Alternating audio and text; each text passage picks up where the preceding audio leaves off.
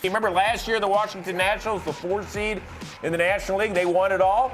Yeah, that was pretty cool. Top wild card, did it? Well, how about 2014 when the second wild card, the number 5 seed, the San Francisco Giants won it all in 2014 behind Mad Bum? Yeah, that was pretty cool too. Well, Joel Sherman says we could expand from 5 to 7 playoff teams in each league. Now let's just play through last year's National League standings. In this proposal, the 1 seed, the Dodgers, would have a bye. Then the other 6 teams would play in a first-round series. The 2, 3, and 4 seeds, meaning last year the Braves, Cardinals, and Nats, would host a 3-game set against either the Brewers, Mets, and Diamondbacks. Now, the cool little move in this whole scenario is the Braves wouldn't necessarily play the Diamondbacks. They could pick from the pool of the Brewers, Mets, and Diamondbacks. And then the Cardinals would get their choice, and then the Nationals would be left with their team. So hopefully that explains everything. It's really not all that complicated. Listen, I heard rumblings of this for a little while now, and then it finally came to fruition yesterday about the possibility. What was your initial reaction?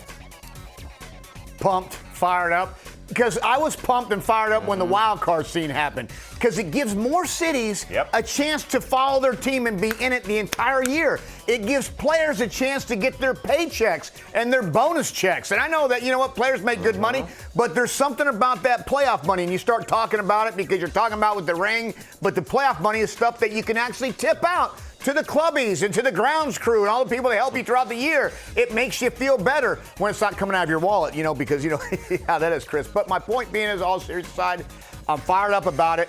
I love it because it gives more teams a chance. There's nothing like kind of sitting there and going, okay, we can make the wild card, but in one game you run into a hot pitcher such as Jake Arrieta, and the Pirates have had a great season. They just go buzzsaw right through, or Bumgarner buzzsaw right through. So this gives you more of an opportunity to play, and more teams are involved, and you get a couple more games.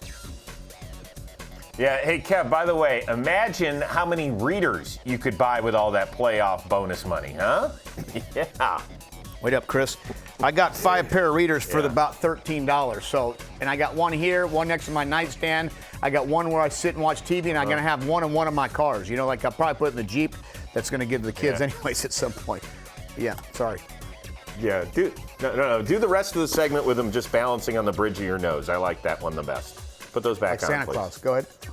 Yep, thank you. Yeah, okay, good. All right, so here we go. My initial reaction, I loved it when I first heard it. Now, it needs a little bit of tweaking, and we'll get to that momentarily. But I love a whole lot about it. You talked about more teams staying in contention. And let's take last year's National League standings, just as an example. So we had the Arizona Diamondbacks as the 7 seed with 85 wins. The Cubs finished with 84 and the Phillies with 81. So you're talking about a ton of excitement that last week, battling it out for playoff seeds 6 and 7. And plus, it puts a lot of pressure on the GMs by July 31st to say, okay, you know what? Right now, we're 5 games out of the playoff chase for the 7th seed, but I feel like our team is good enough, and we're getting some guys back healthy. So the whole year becomes super interesting to me in terms of the decisions on your ball club.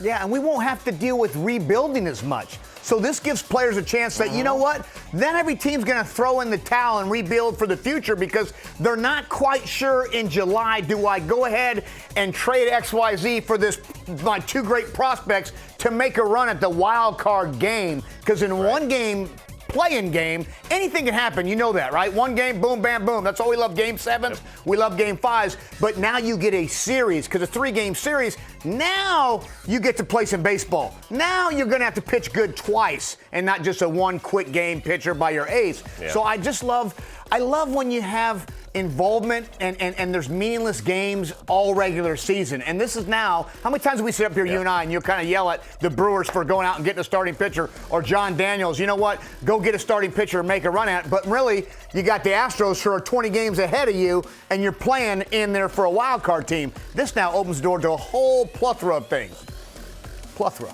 Yeah, very quickly, before we move on, nice use of the word.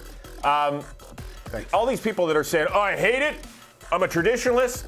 Okay, really? Well, you better not be a fan of an American League team because the DH started in 1973. Oh, by the way, teams just went directly to the World Series until 1969 when we put divisional play in. So you're saying you like the wild card? Like the Angels would never have won a World Series if it hadn't been for the wild card. That came into fruition in 1994. So stop with the whole tradition stuff. This is still entertainment. It's about trying to make the sport better. I am willing to listen as to people, what their grievance might be about the whole process here. But don't fire up, I'm a traditionalist, because I will shoot holes in that theory in a second for you, okay? But you can tweet at us and let us know what you don't like about it. I want to hear about that as well. All right, let's move through some of this stuff quickly. It's not a perfect format. I don't think any playoff format is, but what is the one tweak you would make to it right now? I don't know. Like the tweak right this second? No idea. You tell me yours first. Okay. All right. Obviously, you didn't prepare for this. What I would do is there's not a big enough advantage for teams 2, 3, and 4. I get it for 1. You get a bye. But for teams 2, 3, and 4, just to have that 3-game series, if it goes 3 games, in your own ballpark, that's not that big a deal. There was a little research done in the big-time major sports from 2000 through 2017. Home field advantage. In the MLB playoffs, they wanted almost a 55% clip. Almost a coin flip. But in the NFL, it was almost 65%. In the NBA, it was almost 65%. Much bigger home field advantage. So I would make it where the home team only has to win 2 of 3, but the wild card team has to win all 3 on the road in order to advance. Boom. Okay, that was cute. Let's go on to the fun question.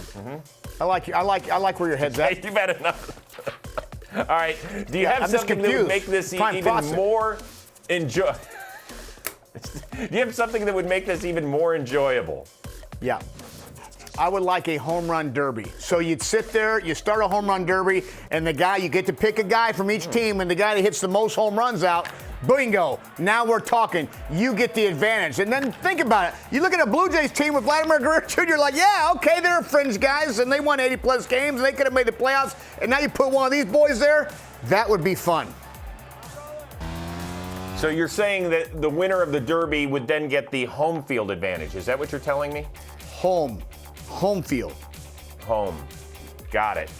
For me, part of this, the fun and excitement would be the last day of the regular season is you're having a selection show. So it's a little bit like March Madness, right?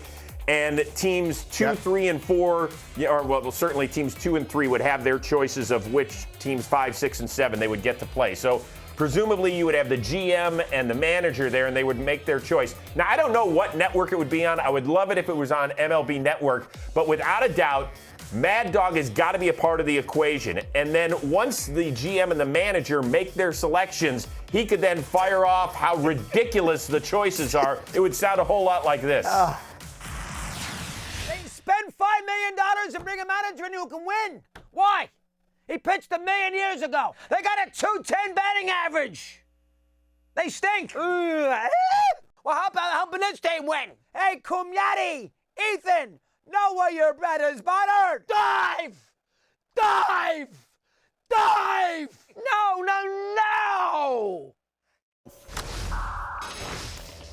Kevy, could you imagine like Brian Cashman and Aaron Boone getting aired out by Mad Dog on live TV for their choice? No, I couldn't imagine, but it would be pretty funny though, because I remember that dive! I remember that play, and I can't remember it, but I remember go, wow, this is right in his wheelhouse. Yeah.